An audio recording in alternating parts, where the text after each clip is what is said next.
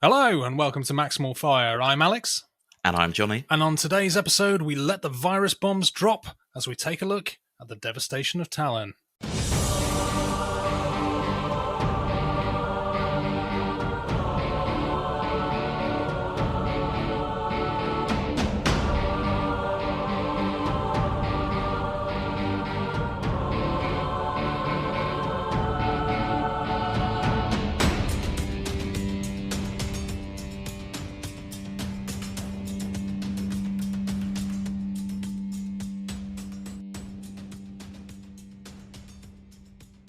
Hello, Johnny, my friend. It is good to see your face again so soon after the last podcast. And it is good to hear your lovely voice again. Thank you. How you doing? You all right? Yeah, all right. We are obviously fresh off of the back of the Legions Imperialis preview, which dropped on Saturday just gone. So some exciting new content for Legions Imperialis players coming in the next, I don't know, let's hope months. Although you never know with these schedules, maybe a couple of months. Who knows? We'll see. Yeah, roll the dice. We'll see. I mean, let's be honest, right? They've still got Wave 1 stuff that they haven't released yet. So no, who knows? Yeah. Or maybe we will never get Fire Raptors ever again. We are going to be positive about Legions Imperialis this episode. Yeah. Yes, we're going to try. Well, we were positive. We were positive in the last episodes. We were more just constructive, I think, in the last episode. Yeah. So, like any new game, there's things that we like to whinge about and there's things that we like to praise. So, absolutely. But anyway, lots of stuff coming, looking really, really good, looking quite exciting. How this pans out, we shall see. Hopefully, Games Workshop have sorted their release schedules out. Kind of a bit Sean Connery now. Release schedules. Schedules or schedules? It depends on where in the world you are. Oh, he definitely says schedules.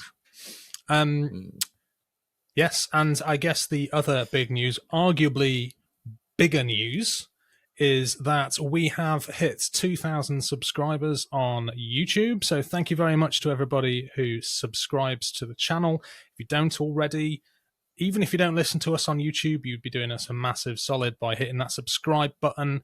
It just helps get us out there on YouTube, which is our primary format. I know we do these podcasts on video and on audio, but a lot of our other content is all on YouTube. So if you've got an account for yourself, for your wife, for your child, for the dog, just sign them all up. It doesn't matter if they're watching us. Just hit the subscribe button and get more subscribers on there. But obviously, do also spread the word to anybody who is interested in Legions Imperialis or Adeptus Titanicus. So yeah, we have got. This. I don't think we were expecting to hit 2,000 sort of by the end of May. So it's really, really nice that this has happened. I don't think last episode we thought it would be as soon as it was, but here we are, and it's pretty good timing as well. Yeah, no, it is great, and I think we're gonna get our heads together and see if we can do something a bit different or a bit special, something to celebrate hitting a landmark 2K. So next is 3K. So let's see if we can hit 3K by the end of this year. Who knows? It could be possible. That would be great. I think it took us basically about a year to get up to 2K. So from 1K to 2K in about a year. Keep pushing. So keep pushing. It's not good enough. Got to keep going. No. So tell your friends. And rinse all of your YouTube accounts for our subs. Yeah. Thank you. Okay, so since last time, we've had a couple new patrons as well. So I want to give a shout out to Martin Buckler and Samuel Vimes. Thank you very much for joining, guys. It's great to see our patron audience also increasing sort of month over month. We've also been thinking as well as to how we can kind of properly kind of give a little bit more back to our patrons. Because ultimately it's those guys who pay for the running of the show and for our overheads, because otherwise it's a labor of love, and we try. My wife would be very upset if it all came out of my bank account. I would be getting in a lot of trouble if all of the website fees and gear was solely coming out of my income. So the patrons go a massive way to helping support us, helping keep us in content, and also allow us to kind of do the things that we do, including our events. So we got our heads together and we have decided that as part of our podcasts, we are going to extend our podcasts, and there will be the general content, which you kind of know and love already, will still be free for anybody to listen to on YouTube or Spotify or Amazon or anywhere else you listen to your podcasts. But we will be doing an extended version of the podcast specifically for those of you who follow us on Patreon and support us on Patreon. So this will be available to anybody at any level on Patreon, from £1, £3, and the £5 tiers. And it will be a private link where you get extra Alex and Johnny.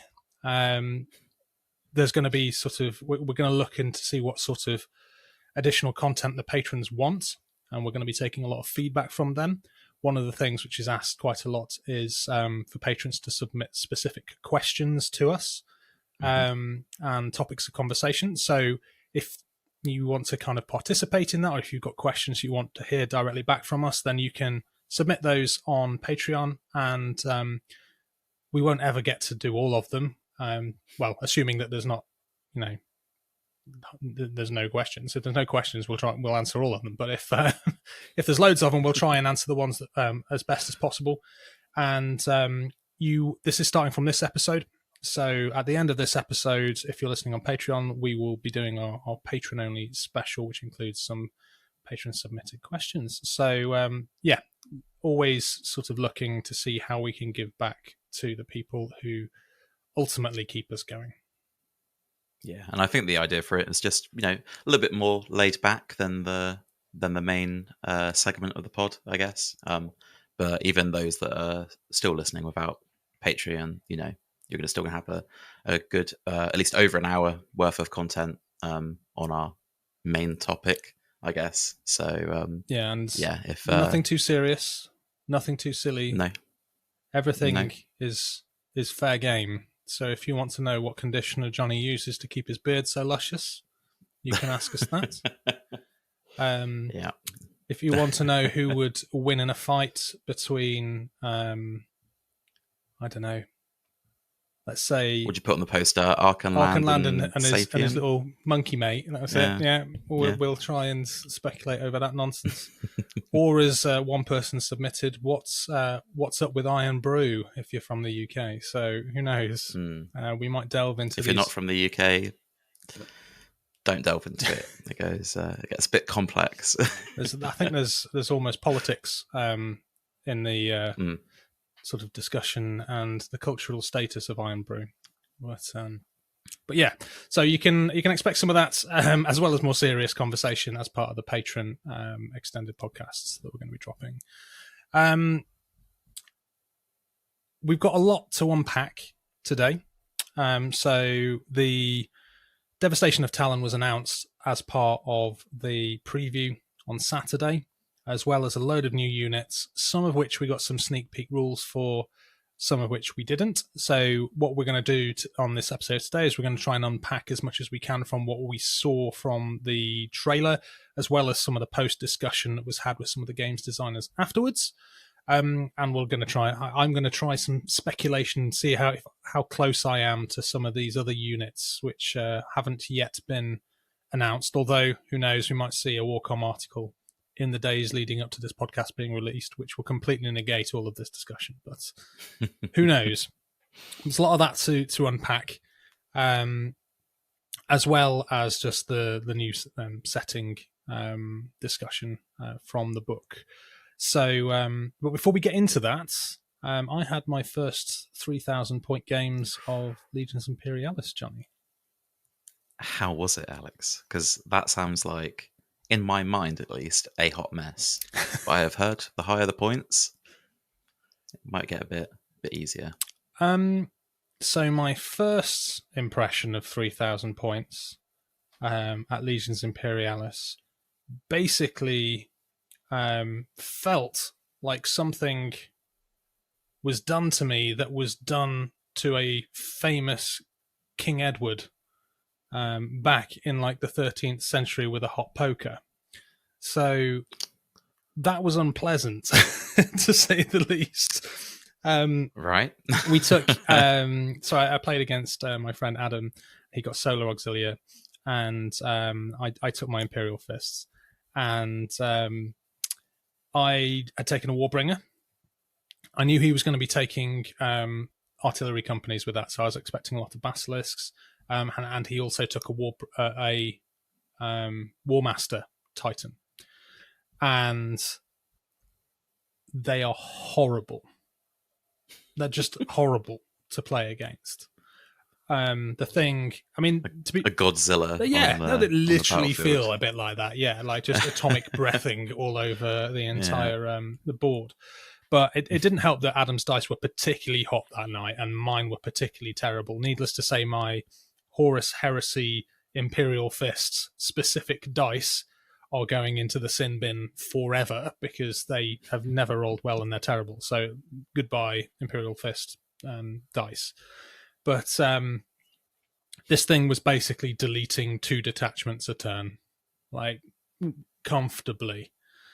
And I thought afterwards, Ouch. I was like, but to be fair, it was a lot closer than it sounds. Like we were going toe for toe with the victory points, like all the way up into turn 3. But by turn 3, I basically had nothing left and I had to concede. So it didn't seem to or feel like it took any longer, which was good. Obviously, you saw a lot more tanks or more substantial detachments at that level. So I think that the speed comes with the fact that your units tend to be a bit better rather than huge blobs of infantry.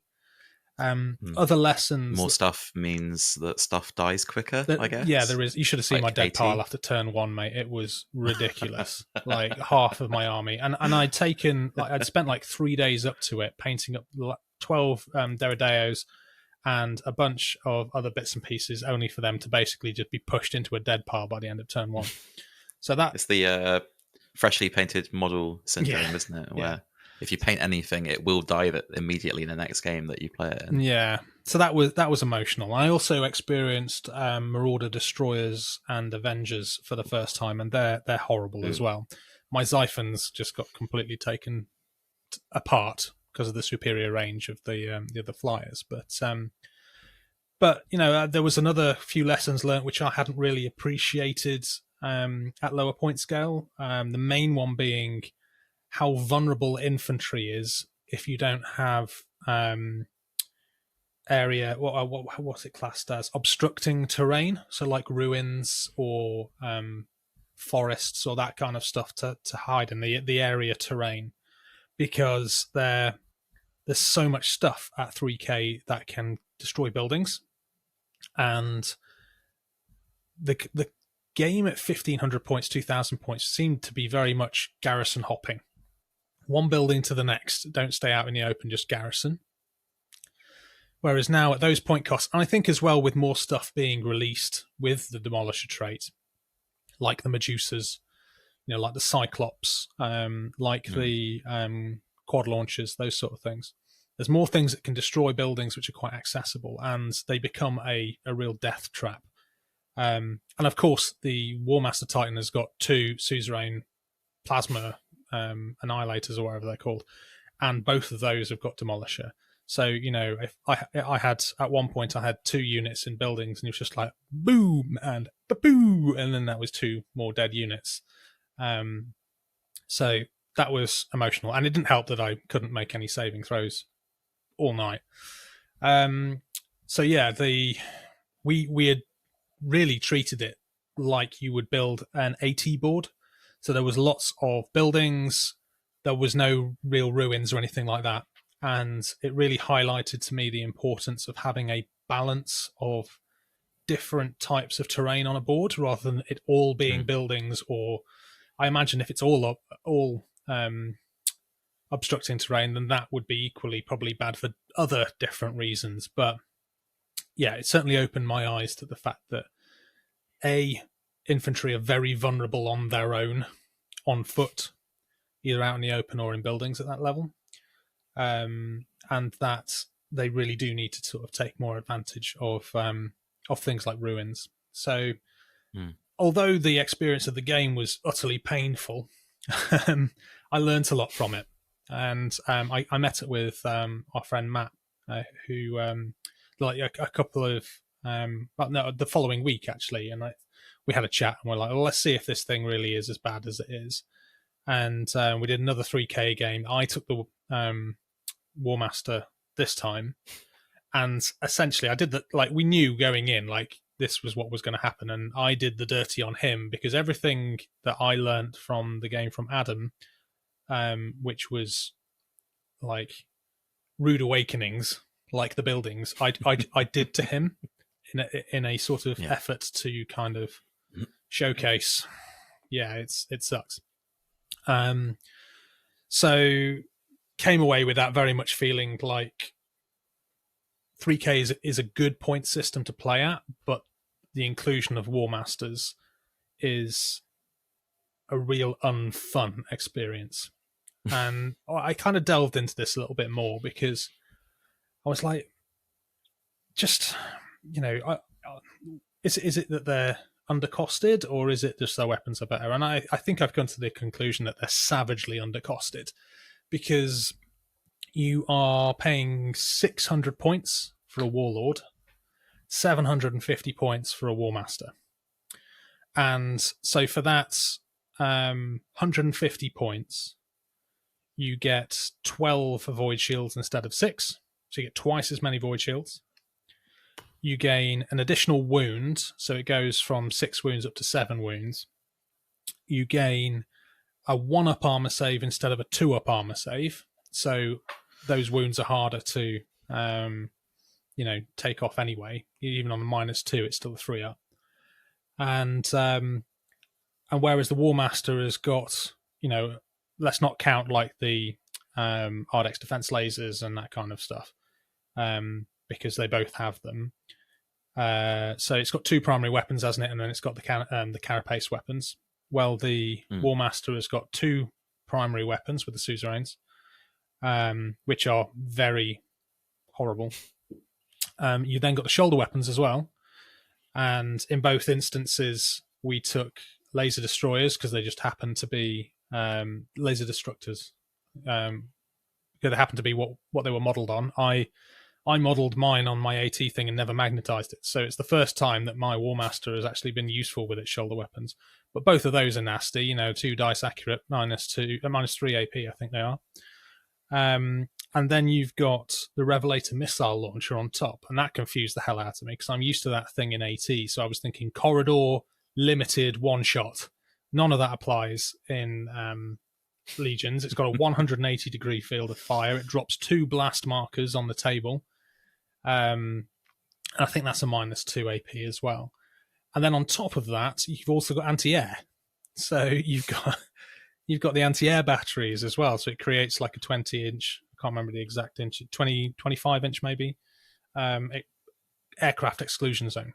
So just to get into the shields, just to get through the voids, you need 12 hits of non-light weapons into there. And then on a 4-up, they might come back at the end of the turn. So that doesn't even guarantee.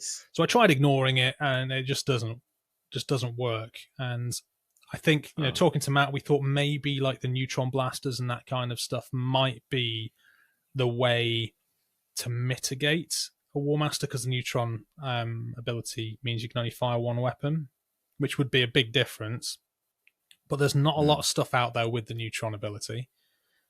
I think that the Valdor tanks are one of the only ones at the moment outside of a direwolf. So yeah, that was pretty rough. I mean, it's not like something you can really handle if you had it sprung on you either. You know what I mean? If this was like a 3,000 point, tournament or something like that, you would have to have contingency to deal with it. I feel at its current points cost, because it's an auto that include. Just sounds oppressive. Yeah, right. At the moment, at 3,000 points, it would be an auto include for me. There's absolutely no reason why I wouldn't Why take wouldn't you? Yeah. one. And I don't like No. that. Don't like that at all. No. It feels wrong.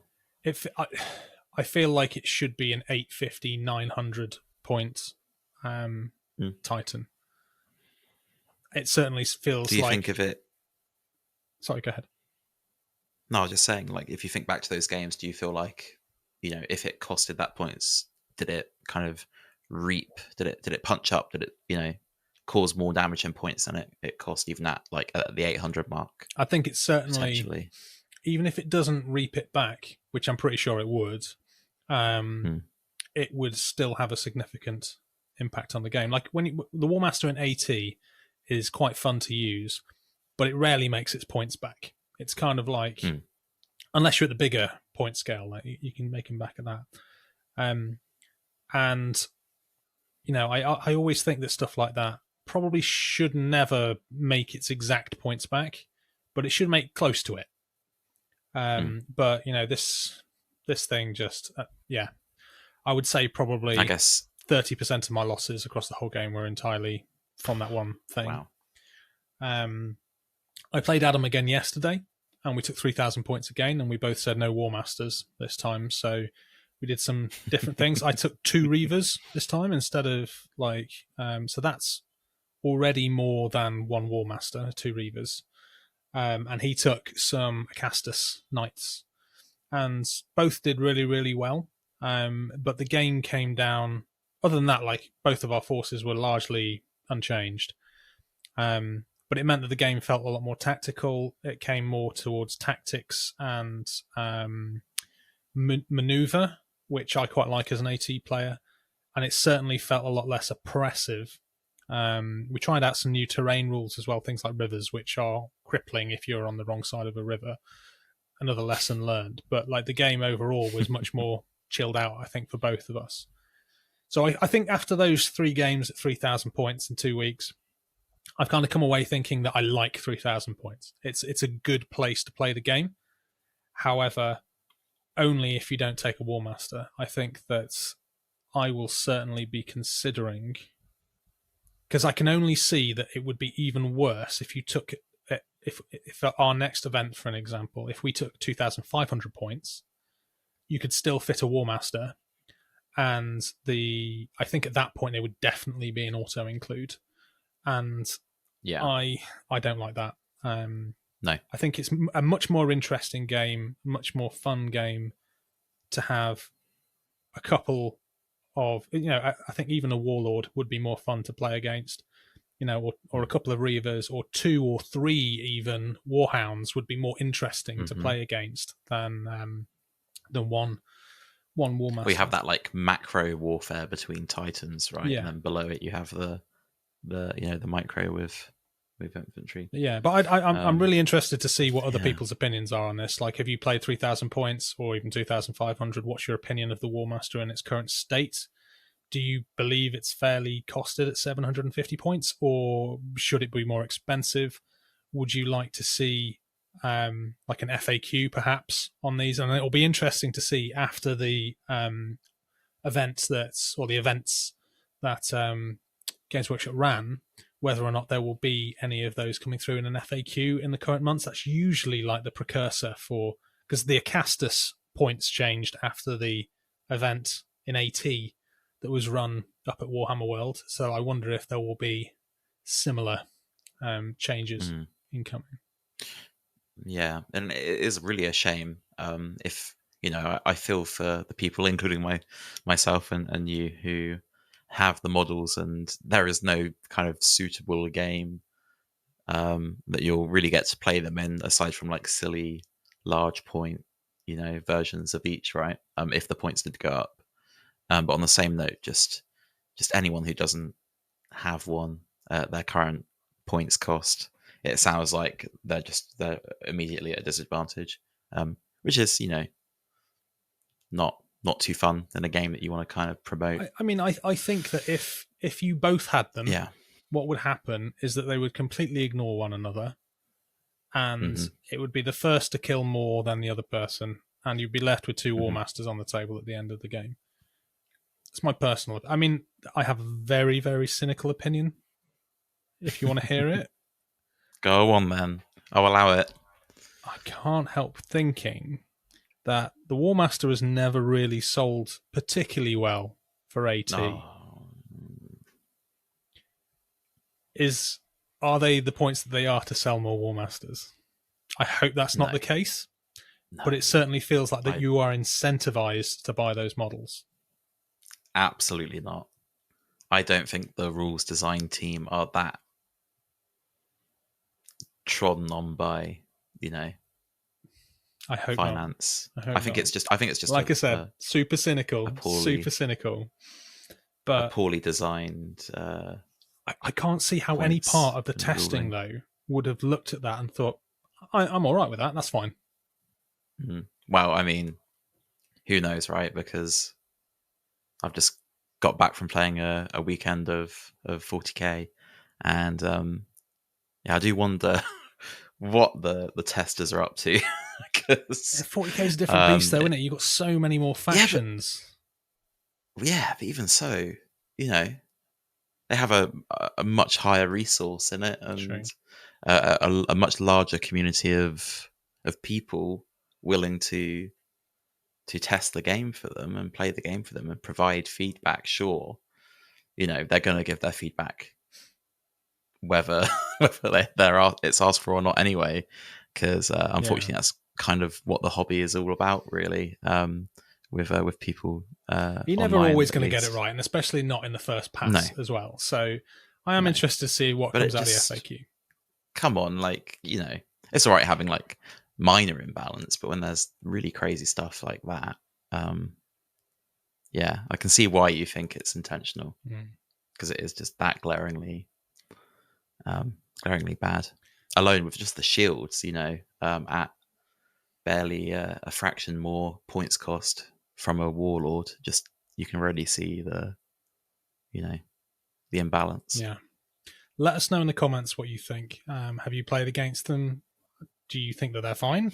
What tactics can I use next time I face a War Master? Is there something with my Space Marines that I could have done better?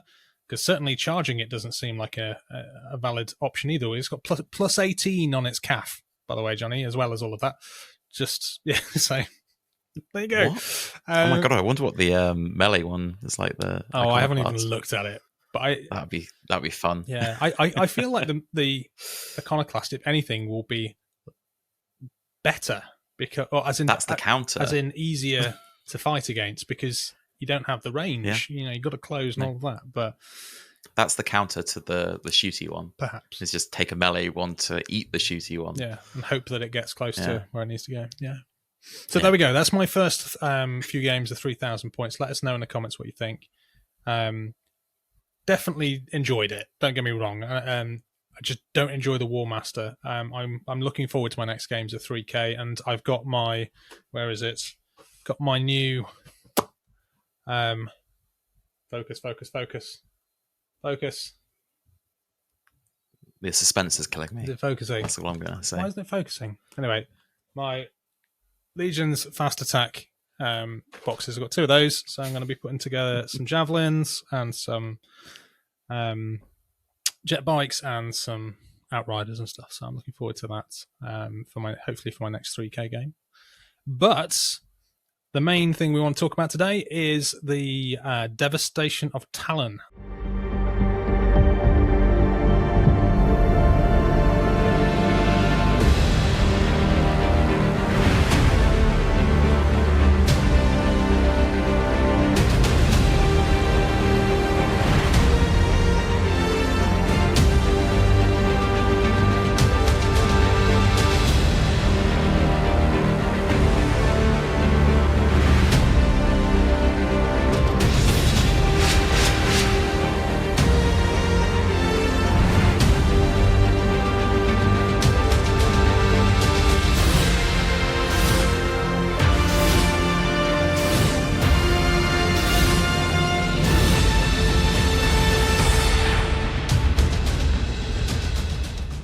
If you aren't familiar with what Tallarn is, it's quite a pivotal world in 40k and 30k. So in 40k, these are where the Talon Desert Raiders come from, who are like a renowned like guerrilla fighting force who are renowned for like fast strikes and hit and run attacks and mechanized infantry and stuff. Always one of the cooler units, I thought, back in the days of second edition, with kind of like their headscarves and stuff. They were just a really iconic unit, and it's been a real shame that we've not seen like a return of that aesthetic, and they've just gone down the Cadian looking route for the most generic part. route. Yeah. But yeah, it's now a desert world, but it never used to be. It was a lush, verdant world, which during the Horus Heresy, Perturabo cast his eye upon as well. Basically, I think he kind of ended up there by luck, didn't he? Because didn't he have a little bit of a tiff with Fulgrim in the Eye of Terror? Yeah, and then he ended up. There was something about being stuck in a black hole, and they went through a black hole and they were spat out. Fulgrim tricked him, right? Yeah, to ascend further into demonhood. That's at the point where he becomes Snake Fulgrim, right? Yeah, he basically tried to do him over, and at that point, Perturabo became very untrustworthy of all of his brothers, I think, apart from Horus. So they ended up going through a singularity, which messed up all of their navigators, and they ended up coming out in Tallarn, where he was promised that there was this artifact on Tallarn somewhere called, what was it, the Black Oculus, which supposedly would kind of level the playing field between him and his brothers somehow, I guess, through a pact with demons. He never really one that liked to mess with demons with his troops and stuff like that. So for them to have another way to gain the power of demons without having to actually actively have them in you at this point in the lore anyway. I mean, certainly later on, I mean, don't Google Demon Kubala.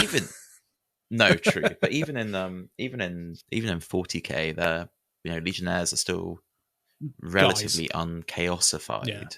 I don't know whether you've seen that Iron Within, that Warhammer TV Iron Within. Like they're still pretty. They've got their boarding shield steel and everything, which is insane, by the way. It was very very fun, if not a little bit goofy. I really liked that as a video, to be honest. It was really good. I quite like that. The hover bikes looked a bit weird. It's like they cut them out and just like moved them around on the screen to have them.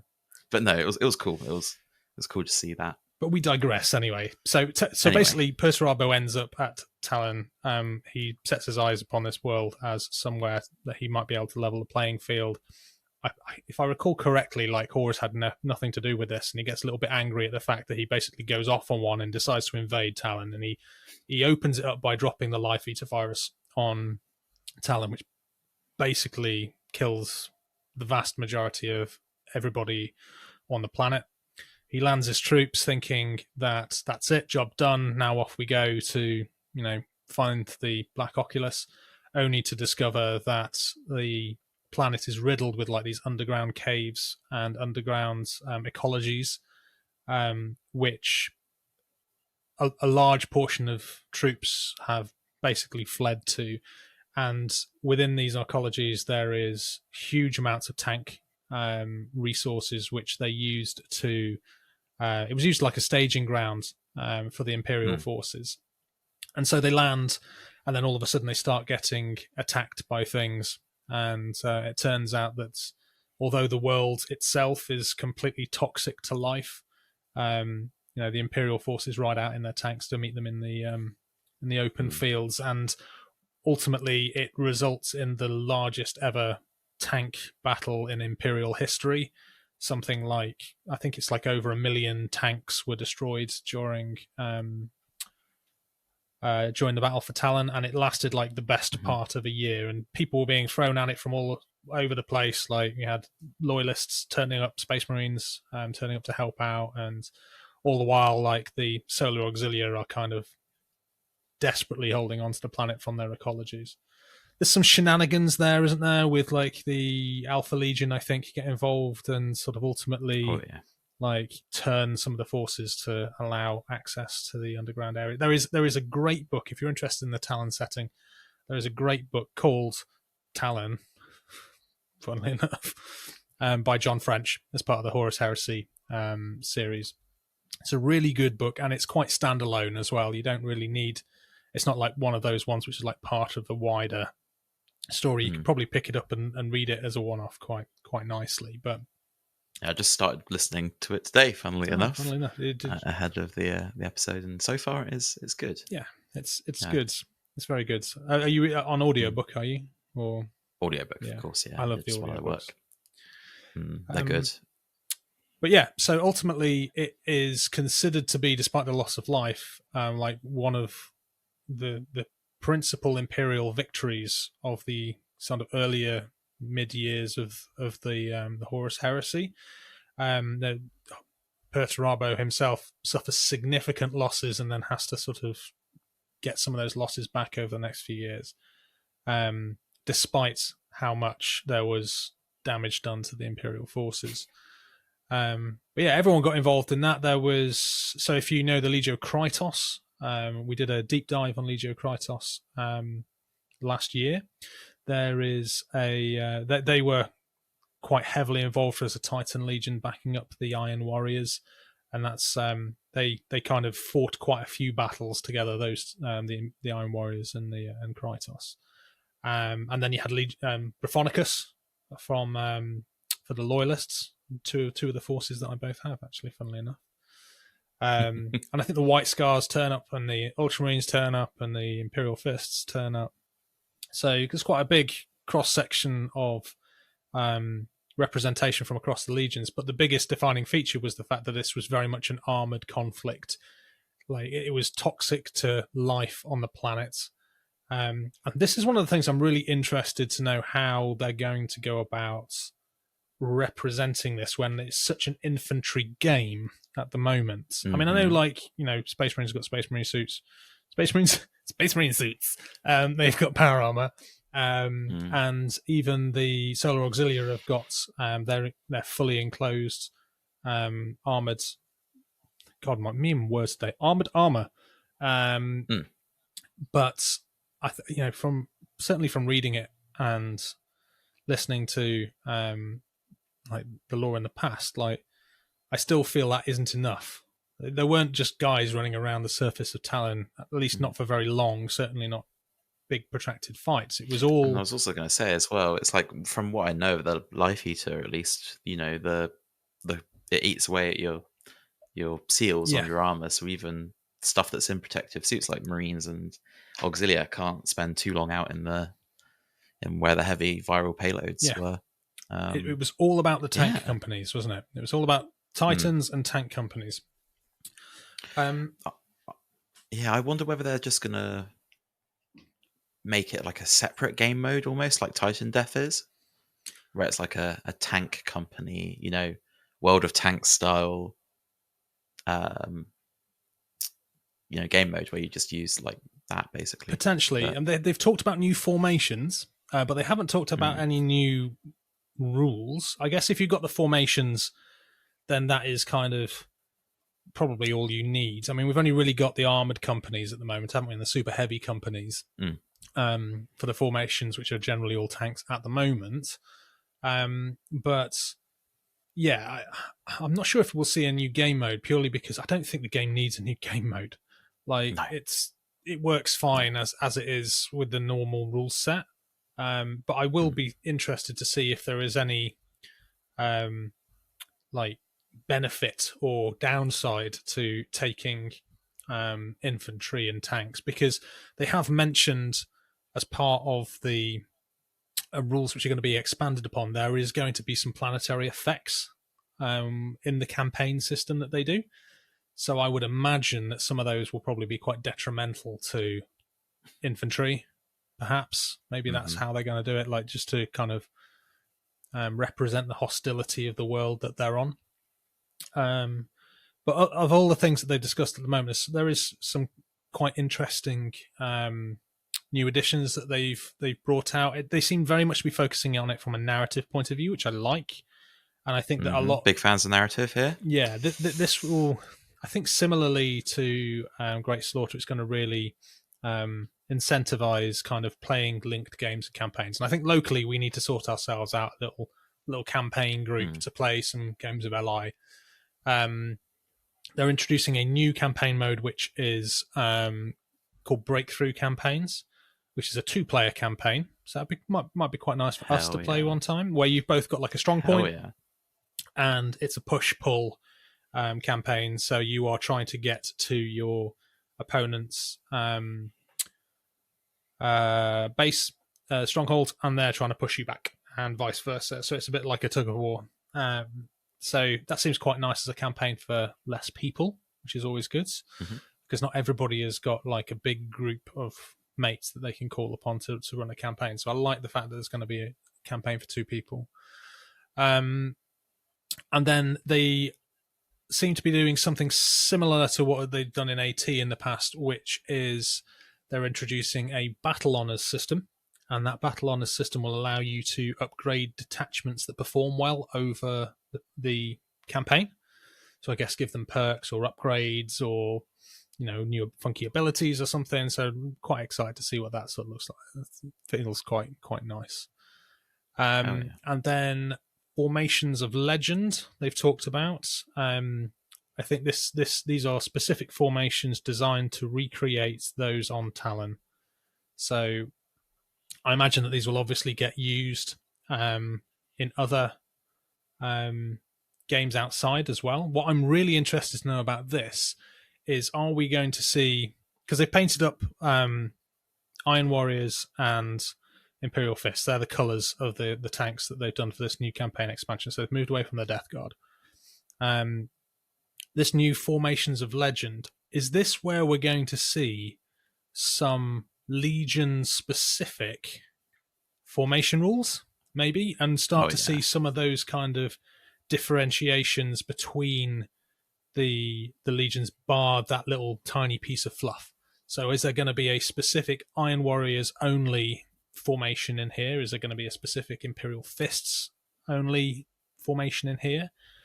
We don't have a lot of information at this particular point in time to talk about Formations of Legend, but they might go that way, or they might just be pick any Legion.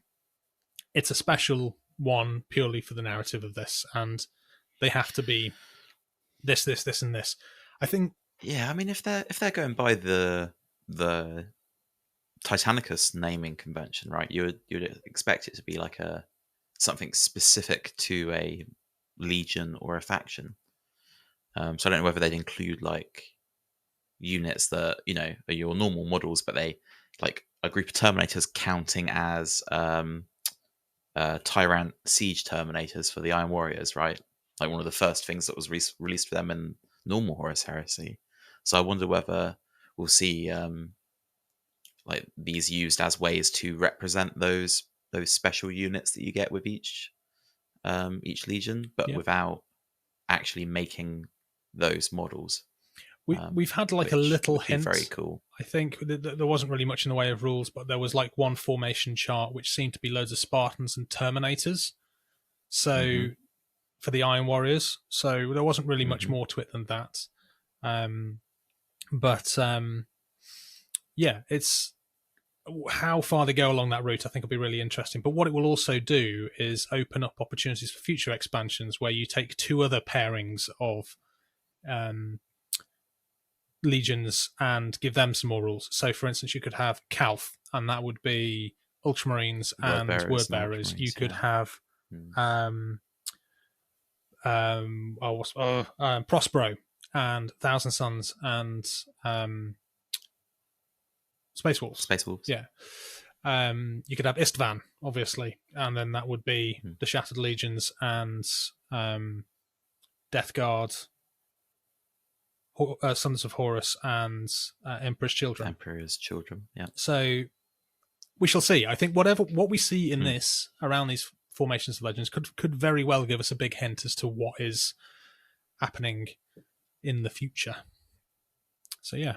Absolutely. Yeah, no, very exciting. If they start doing just any kind of variation between the legions, bar just their legion trait, that would be really nice, and I think that'll be very, very healthy to inject into the game. Yeah, and freshen things up a bit, for a bit of and variety. that might be where we get some balancing on those legions which are arguably weaker. I think we even talked about this last time round, but we did, yeah. So new units, so quite a few. So we've got the Lehman Rush. Sean Connery is back again. Sean Connery is back in the podcast. I've been drinking cider, so I've only had one though, so I shouldn't be slurring by this point. So the Lehman Russ Demolisher, Executioner in one box, and the Exterminator and Annihilator in another box. The Shadow Sword, Stormblade, and Storm Sword super heavy tanks for Solar Auxilia. The Sikaran Arcus and Punisher. Termite Assault Drills. A Saber Strike Squadron, light tanks for Astartes. What else have I missed? I think that's it. You've done them all. Yeah. Lucky Solar Ox players. More tanks. Getting a good tanks. Good treat. Yeah, I love it. I mean, I know why, obviously, because this is the setting, right? But I do feel the tank book. Yeah, I do feel like Solar Ox aren't short of tanks though at the moment. I feel like they could do with some new infantry models. Yeah. Or a bit more of that. Or something else. I don't know. We've got a lot of Lehman Russ, lot of Lehman Russ variants and a lot of Baneblade variants. Yeah, when you look at it, it's not actually anything that crazily different than what we've already got. Most of them are, like you said, are variants of existing tanks. And let's not ignore the fact that we still haven't got the box set of normal Lehman Russ. Yeah, normal Lehman Russes. Yeah, absolutely. I wonder whether, I don't know. I don't know when they would release it. Do you reckon they're gonna? I've not actually seen anything about any products that come out yet, but do you reckon they're gonna have a Lehman Russ box that has the sprue that we get in the core box plus like a weapon sprue for all these additional options? I think what will happen is that they will either release just before or at the same time the Vanquisher and Lehman Russ box set, and you'll have 3 different box sets of Lehman Russ. I think that'll be how it goes. That's a bit lame. But we did delve through the video and took a load of screenshots. So I'll bring some screenshots up on screen as and when we're discussing them. We've got a little bit of information about some of them, and some of them not so much. So I figured we shall go through what we know, and then we'll go through what we're going to speculate on. Start with the Lehman Russ Demolisher. So it's 175 points for 4. You have, for 2 extra, it's an additional 85, 160 for 4, 220 for 6. So it's the same price as a normal Lehman Russ.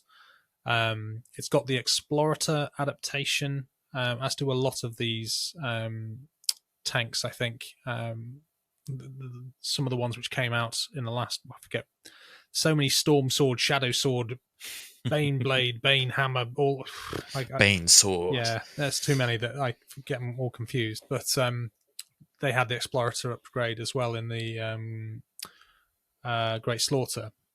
But effectively, it gives you a 6-up invulnerable save against blast or barrage weapons. I did have a look through the book, and I can't see any weapons with those traits which would ever reduce a 2-up save on a Lehman Russ to worse than a 6-up. So I'm not really sure what that's there for. But I'm sure that there might be something which is coming out, maybe, which means that they'll always have that 6-up save. I'm not sure. It just seemed a bit like stick it on for fluff, but not actual game reasons. Yeah. And then, it comes with a Demolisher cannon, which is the standard Demolisher profile. So 12 inches, 1 dice, 4+, -3 AP, Demolisher ignores cover. So it's more stuff as well, which is going to be able to take down buildings, as I was saying earlier on. There's a real kind of, there's a lot of stuff out there now which can take care of buildings, and that's something to watch out for, especially as more stuff comes out. So a fairly standard Lehman Russ box. What I think will happen here is I'm not sure if we. So what's the other one that comes with that? So the Demolisher also comes with the Executioner in there. We don't know what the rule set is for the Executioner, but that will be a Leman Russ with in 40k. They're called the Plasma Destroyer. So my thoughts is that this will be probably like if you take the Hellfire Cannonade, plasma cannonade thing from the Derrideos as like a base. I wonder if it's going to kind of maybe have a slightly longer range, so like 20 maybe instead of 16, and then be something along the lines of 2 dice, 4+, -1 AP light anti-tank, something like that. Plasmas are a bit weird, I feel, in Legions Imperialis. They're certainly not as good as they are in AT. They don't seem to do overly great. There's lots of them, but they're pretty bang average, if you ask me. So I was going to say, they feel very generic, don't they? There's no... Yeah. And, you could argue, oh, well, it'll be good against... It'll probably be good against Dreadnoughts or infantry, but then... Or Mechanicum when they get released. Yeah, but then why take the Executioner over, like, the Exterminator or the Annihilator, which we'll come to later on?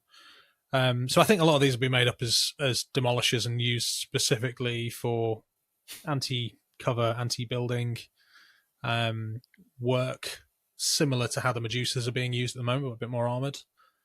But nice to see a variation. It won't just... I don't think it'll all just be the Vanquisher party that it is at the moment. That seems to be what everybody's taking, is just Vanquishers. Because they are arguably more arguably better. I know that there's some people who will disagree, but I think pound for pound they're probably slightly better overall.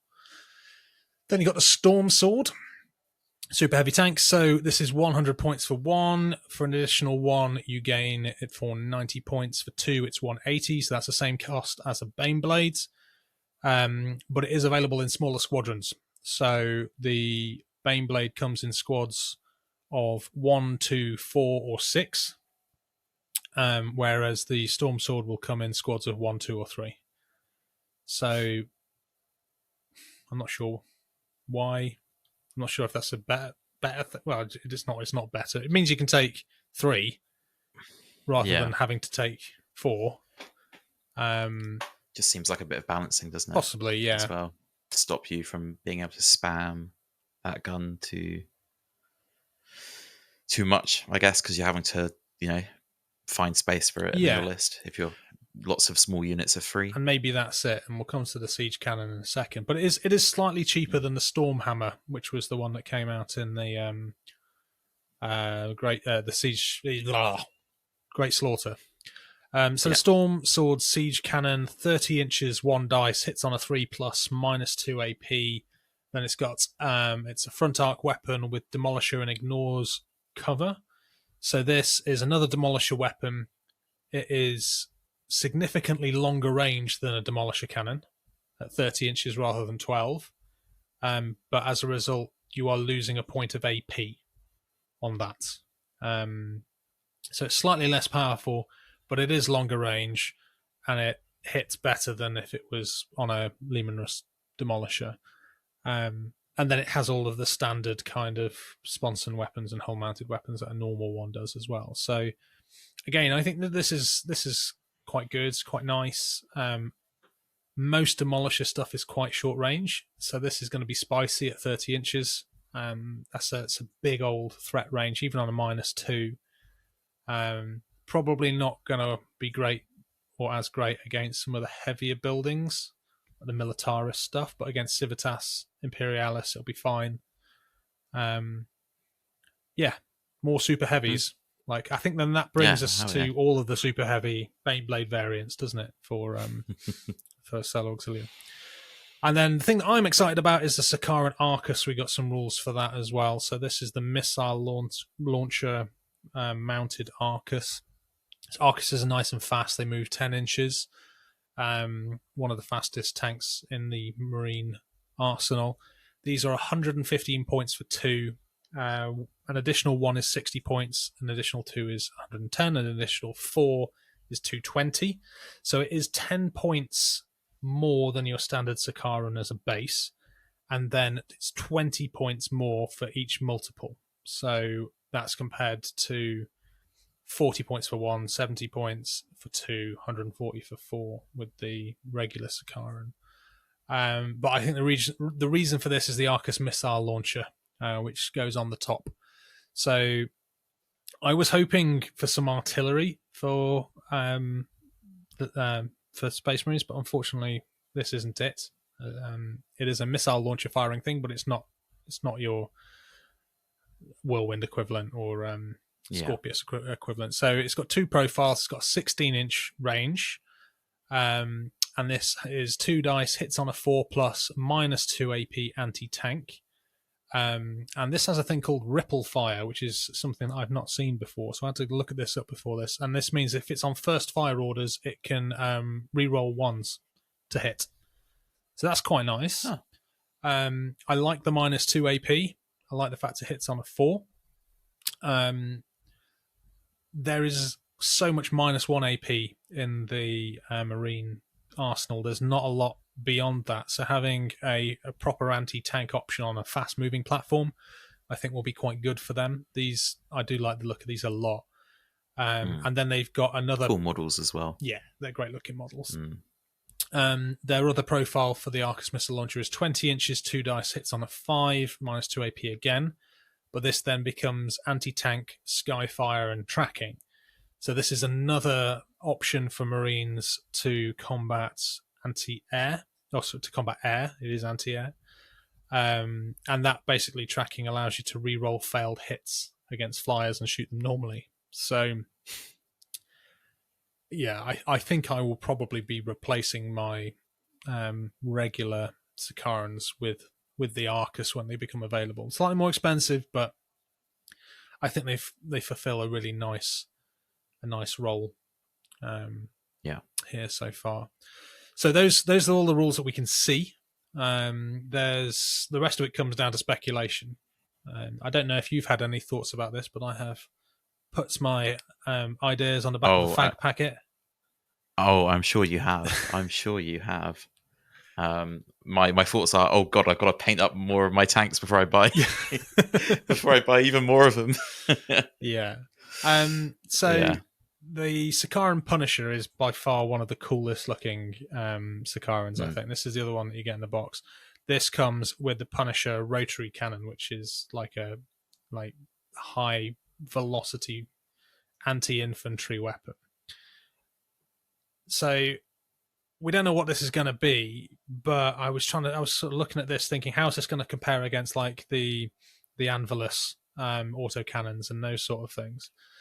So I'm wondering, I mean, this has got to be either a high dice value or have something like rapid. So it's going to be death by a million cuts, right? Yeah. So we're going to get like high dice values, maybe not as punchy as the autocannons, but where you lose strength, you make up for in number with these guns, right? Yeah. I mean, these things are supposed to be able to kill light vehicles, so I'm expecting a light AT rule on this. And then my guess is that we'll see maybe 3 or 4 dice per Sakaran, probably at like a -1 AP, maybe an AP 0. And then it's supposed to have like all of this sort of gyroscopic tracking and stuff built into it. So I'm wondering, are they going to chuck accurate in there and maybe rapid fire? If they had both, I feel like 3 dice would probably be right, because then you're re-rolling misses and 6s explode. So you've got more opportunities to explode those 6s. But that would, to me, that feels like maybe 3 dice with accurate and rapid fire would be a big weight of numbers attack. Yeah. That might be a bit. The moment if you start stacking those units, those models, that could be quite a withering amount of firepower that, unlike most other Overwatch capable units, would actually do some serious damage. These are going to have their own card as well, because they're not on the card which the Arcus was on. So I wouldn't be surprised if these as well are kind of the slightly higher pointed Sicarans like the Arcus. So you've got like the cheaper options with the Plasma or the autocannons, or you've got the slightly more expensive versions with the Punisher or the Arcus, but each fulfilling like a similar role. But yeah, I do like the look of the Punisher. I think it looks absolute badass. To round out the Space Marines, there's the Sabre Strike Squadron. So the Sabres are the really small, light, fast. It's really goofy heresy tanks, yeah. Do you not like them? I really don't. I think they're too small for a Space Marine vehicle. You know, I like where they're coming from the aesthetic. So the Sabres are supposed to be like anti-tank tanks. So to me, like when you think of like the World War II anti-tank platforms, they were always quite small. It almost looks a little bit like a higher profile Stug or something like that. The you know the set forward facing. I do like the fixed cannon. I do like the fixed armament, but I just think the body is Space Marines are big, right? Everything's maybe big and bulky, and I feel like you just be a bit. I don't know. They're supposedly cool, built on the if you scale them chassis up a little bit, right? Okay. So that's, I mean, obviously they look a bit different at the back, but they're supposedly like a Rhino variant. But these things again, we've got nothing from LI, so we've only got Horus Heresy to kind of go by on these. So in Horus Heresy, the two weapons which have been previewed at the moment are the Anvilus Snub autocannon and the Neutron Blaster. I'm going off of what we've seen with the Deredeo Anvilus. I'm not sure how the Snub autocannon is going to be classed as an anti-tank weapon, because it's not really, but maybe we'll see like a shorter ranged, slightly better to hit punchier version of like the Anvilus on the Deredeo. And it be a really fast platform, like 9 or 10 inches to sort of maybe with some, if they're supposed to be like tank hunters, maybe they'll have like forward deploy or something. And then the Neutron Blaster, which allows neutron weapons into the Space Marine force finally, it's different to the Neutron Laser. So I'm wondering, again, I can only sort of guesstimate based on things like the difference between a laser destructor and a laser blaster and those sort of things. But I wonder, shorter ranged neutron laser, maybe with an additional dice and a worse to hit or something. Maybe it's difficult to kind of guess. It's really hard to tell with LI, because I think we've said it before, but a lot of the profiles don't add up to their law equivalent. You know, they don't do what you would expect them to do. Right. Yeah. So it's always hard to feel like you're casting bones on a table and trying to depict the future through like the some witchcrafty stuff going on. So it's always hard to tell, really. You can kind of just go off of, I know that this gun tends to kill infantry, fires a lot of shots. This is kind of what it's like in Heresy, etc. But it is hard to tell.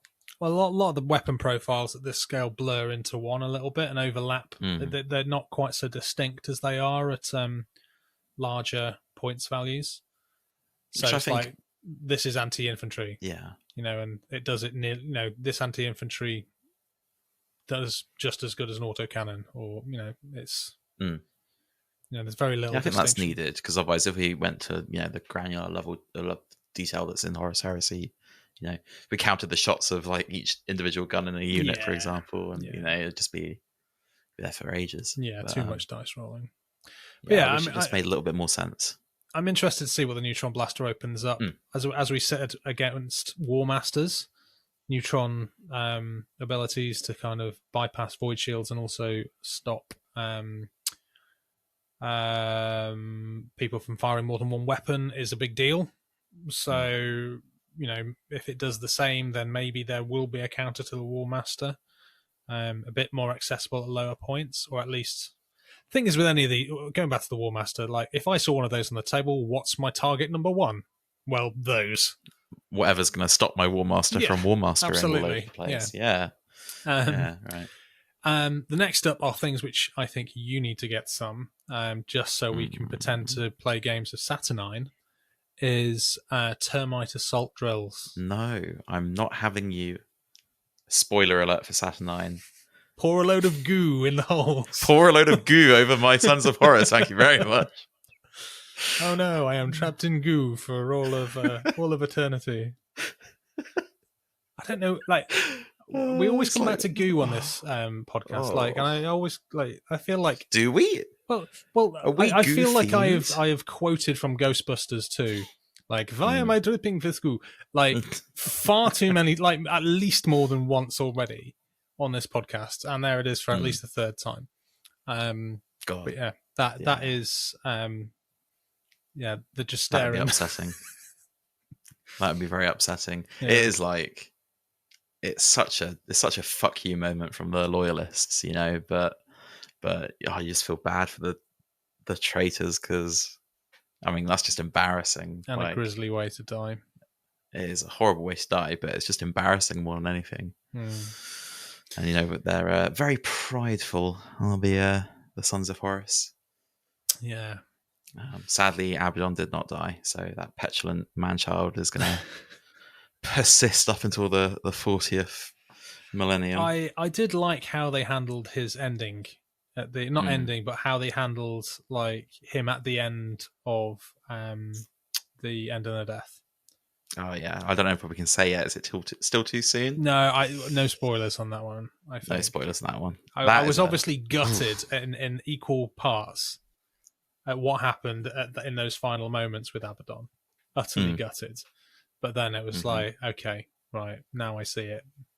It makes sense. Yeah. Absolutely. I had a friend, a colleague at work recently say that they've just started Warhammer. The first thing they've been introduced to is the Horus Heresy book series. But like they have no knowledge of 40k whatsoever. The way to throw them in at the deep end. Here's 50 odd books. I know. I was like, you do realize? He's like, I'm reading the trilogy, the Horus Heresy trilogy, and I was like, trilogy? Yeah, he means the first 3, doesn't he? But, yeah. Bless him. I was like, oh boy, you've got what he's got himself into. No. And he's like, oh, yeah, it's different than normal sci-fi. I was like, oh my god, I don't even know what to say to you. Like, where do I start? I don't know which would be the best way to read that series. Is it better? Like, is it better as a flashback when you know what happens in 40k, or would it be better kind of like the idea not know what happens in not 40k? Not knowing, right? Yeah. I think you kind of. Is there a machete version of this to listen to read Warhammer lore? Like you go 4, 5, 6, 1, 2, 3. What was it? 1, 2. Sorry, 4, 5, 1, 2, 3, 6, or whatever it is that they do. The machete. I think it's called the machete Star Wars order. Oh right. Oh, I see what you're saying. Yes. You do 1, 2, and 3 as a flashback after Empire. Anyway. But yeah, no, I'd love to. I think I'd actually really like to not know what happens in the future, because imagine you wouldn't know what happened to Sanguinius, you wouldn't know what happens to Ferrus Manus, or any of that. Like, oh my god, that sounds like an awesome way. I worry that a lot of the idioms and I feel like there's a lot of 40k nods that we don't naturally pick up on, because it's just it's just stuff that we just know, because we're all somehow like mini historians of this or future lore, fictional universe. That's why I always say that Horus Heresy is bloody historical wargaming, but just not grounded in reality. So really weird. I was like, oh my god, I don't know how to feel for you right now, because I guess it's gonna be a funny one. So he's gonna update me, so you'll get updates on the pods. I love it. Yeah, no, I want to hear how he's getting on. It'll probably be like, fuck this shit, can't be asked. What is going on? It's like, I like the sound of this Emperor guy, and I was like, right, okay, here we go. Talking of like what the hell is going on, I'm making my way through the Dune books at the moment, so I'm on God Emperor of Dune. I'm enjoying them. I think they're all right, but like they're messed up, and also like you just appreciate just how much GW lifted from June. Like the more you get into it. But anyway, we're digressing. We've got more tanks to talk about. So back on the Solar Auxilia, the Exterminator and Annihilators. I think these are going to be simple twin-linked autocannons or twin-linked las cannons. They'll have the same profiles as what we're used to seeing, with the accurate traits on top, similar to like the Predators with the Predator las cannons. So I do wonder how different the profiles will be for 6 Lehman Russ variants. I'm hoping that these come in cheaper, because I can't see how you would, or why you would take twin-linked autocannons or twin-linked las cannons on a Lehman Russ over, even a battle cannon or a Vanquisher, unless it was cheaper. I'd like to see like a 10 points deduction on price, at least, per model. We shall see. And then the last two are the Shadow Sword and the Stormblade. They have a Volcano Cannon and a Plasma Blast Gun, so we already know what the profile of those is going to be like. I imagine that the Stormblade, which I think is the Plasma Blast Gun one, is probably going to be a bit middling, because I don't really feel like Plasmas are very good in LI. I feel like the Volcano Cannon, however, on the Shadow Sword, again, is another obvious anti-Titan weapon. Absolutely. So, yeah, I think that's going to be really interesting. So yeah, that's everything that's coming out. We don't have a time scale on it yet. Well, obviously, as soon as we hear more, we will keep people updated. But we'd love to hear your thoughts as well. Like these weapons that we don't know, maybe we'll get answers before this podcast is out, and this will be immediately out of date. But if not, then love to hear your spitballing of where you think some of these new weapons are going to come in, and what we're going to see. Anything else, Johnny, before we close the main part of this podcast down and we say goodbye to our non-patron followers? I think we sound like my dad at any social event, meaning that we've spoken about tanks probably as much as we physically can in a normal conversation.